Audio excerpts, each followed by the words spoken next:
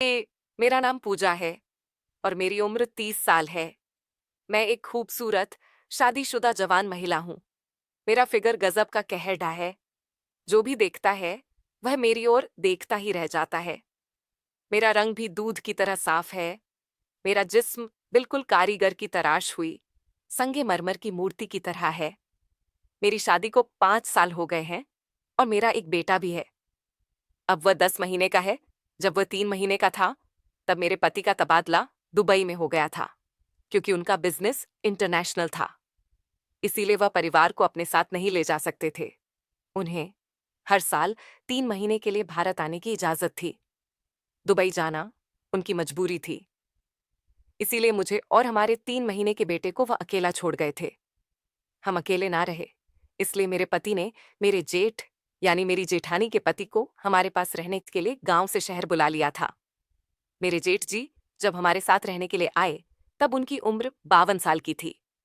वह हमसे अलग गांव में रहते थे।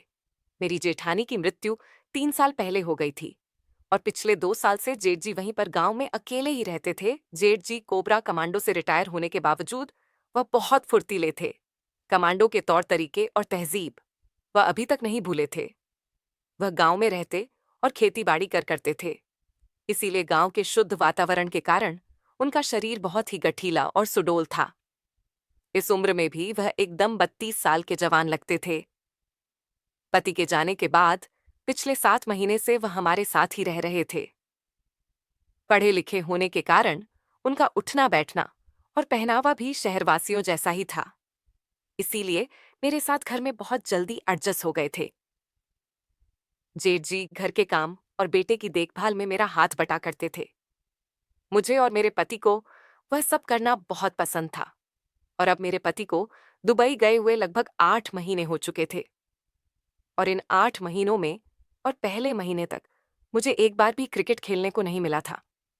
इसलिए मैं कुछ ज्यादा ही बेचैन रहने लगी थी और सारा दिन तड़पती रहती थी, पर कोई भरोसे का आदमी नजर नहीं आता था। लेकिन अभी 1 महीने पहले मुझे अचानक एक ऐसा अवसर मिला जिससे मुझे मेरी जिंदगी में बहुत बड़ी खुशी मिली थी और वह मेरी खुशी अभी तक जारी है। ये उस दिन की बात है जब मैं घर की सफाई का काम करती हुई जेठ जी के कमरे में गई, तो मैंने पाया कि वह कमरे में नहीं थे।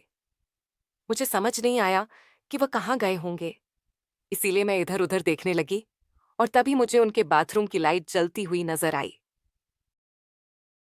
बस उठी और देखने चली गई। वहां मैंने देखा कि बाथरूम का दरवाजा थोड़ा खुला हुआ है और अंदर से कुछ अजीब सी आवाजें आ रही हैं। मैंने सुना, मैं सुनकर घबरा गई और सोचा कि शायद जेठ जी की तबीयत ठीक नहीं है या वह किसी तकलीफ में है। मैं घबराहट से जल्दी से बाथरूम का दरवाजा खोलकर अंदर झांकने लगी। अंदर का नजारा देखकर मेरे तो होश ही उड़ गए। जेठ जी अपने रत्न की बड़ी तसल्ली से मालिश कर रहे थे। इससे पहले मैं अपने आप को संभालती, तभी मैंने देखा कि जेठ जी जोर जोर से सिसकियां ले रहे हैं। यह सब देखकर मेरा मुंह खुला और जोर से एक लंबी सांस निकली, जिसे सुनकर जेठ जी ने पलटकर मेरी तरफ देखा और मुझे देखते ही गुस्से से बोले, तुम यहां क्या कर रही हो? उनकी गुस्से भरी आवाज सुनकर मैं डर गई और बिना आवाज किए वहां से भाग गई। इस घटना के बाद तो 2 घंटे तक मैं तो उनके सामने भी नहीं गई, लेकिन दोपहर का खाना बनाने के समय बेटा तंग कर रहा था, तो मुझे मजबूर होकर उसे उनको देने के लिए जाना पड़ा। तब जेठ जी मेरे साथ बिल्कुल सामान्य तरीके से पेश आए। इससे मेरी जान में जान आई और मैं भी उनके सामने आने जाने लगी और नॉर्मल तरीके से व्यवहार करने लगी। लेकिन उस घटना के बाद अगले दिन भी मैं उस नज़ारे के बारे में सोचती रही। अगले दिन रात को सोने के समय मेरा बेटा बहुत रोने लगा। जब वह चुप नहीं हुआ, तो मैं उसे जेठ जी के कमरे में लेकर गई और उन्हें देकर उनसे चुप कराने का आग्रह किया। जेठ जी ने बच्चे को गोद में लिया और मुझे तेल लाने को कहा। मैंने उन्हें तेल लाकर दिया तो उन्होंने मेरे बेटे के पेट पर तेल मलना शुरू कर दिया। कुछ ही देर में बेटा चुप होकर उनकी गोदी में सो गया। मैं उसको उनके पास छोड़कर अपने कपड़े बदलने चली गई। तभी मेरे दिमाग में एक योजना आई कि अगर मैं जेठ जी को अपनी एक झलक दिखला दूं, तो शायद कुछ बात बन जाए। अपने सारे कपड़े चेंज करके मैंने काले रंग का पारदर्शी नाइट गाउन पहना। फिर बेटे को लेने के लिए जेठ जी के कमरे में गई। जेठ जी ने मुझे उन कपड़ में देखा और एकटक देखते ही रह गए। उनकी आंखों की चमक बता रही थी कि वह मेरे बिछाए हुए जाल में फंस जाएंगे। मुझे बस कुछ देर इंतजार करना पड़ेगा। जब मैंने जेठ जी से बेटा लेने के लिए हाथ बढ़ाए तो वह मुझे देखते ही एकदम स्थिर हो गए। मैंने कहा, सेठ जी ये सो गया है, लाइए मैं इसको बिस्तर पर सुला देती हूँ। तब उन्होंने कहा, ये अभी अभी सोया है, कच्ची नींद में है, इसीलिए इसे अभी यहीं रहने दो। फिर मैं अपने कमरे में चली गई। मुझे नींद नहीं आ रही थी, इसीलिए मैं बहुत देर तक ऐसी ही करवटें बदलती रही। तभी मुझे याद आया कि मैंने बच्चे को दूध नहीं पिलाया। मैं उठी और जेठ जी के कमरे में गई तो पाया कि वह भी सो गए हैं। तब मेरे मन में आया कि मैं भी इसी कमरे में सो जाती हूँ, क्योंकि बच्चा भी इसी कमरे में सोया है। फिर मैं भी उनके साथ वाले बेड पर लेट गई। मैंने बच्चे को अपने पास खींचा और इतने में जेठ जी ने नींद में ही करवट बदली और सीधे होकर सोने लगे। मेरे बेटे का पेट भर चुका था, लेकिन मुझे नींद नहीं आ रही थी। मैंने बच्चे को अपने पास सुला लिया और वहीं बैठकर जेठ जी को निहारती रही। मैंने महसूस किया कि मैं क्रिकेट खेलकर जिंदगी का मजा चाहती हूँ।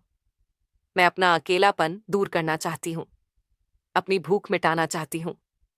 इसके लिए अब मुझे मेरे पति की गैर हाजिरी में भरोसे का आरुष मिल चुका है। अब मैं और ज्यादा इंतजार नहीं कर सकती, इसीलिए मैंने अपनी सारी शर्म और हया छोड़कर मैं जेठ जी के पास जाकर बैठ गई। फिर थोड़ी देर बाद जेठ जी हिलने लगे। मुझे लगा कि उनका हाथ मेरे सर पर आ गया है और जेठ जी जाग गए हैं। उनकी इस हरकत से मैं थोड़ी घबराई। मेरी हालत पतली हो गई थी, मेरी सांस उकड़ रही थी, फिर भी मैंने हिम्मत नहीं छोड़ी।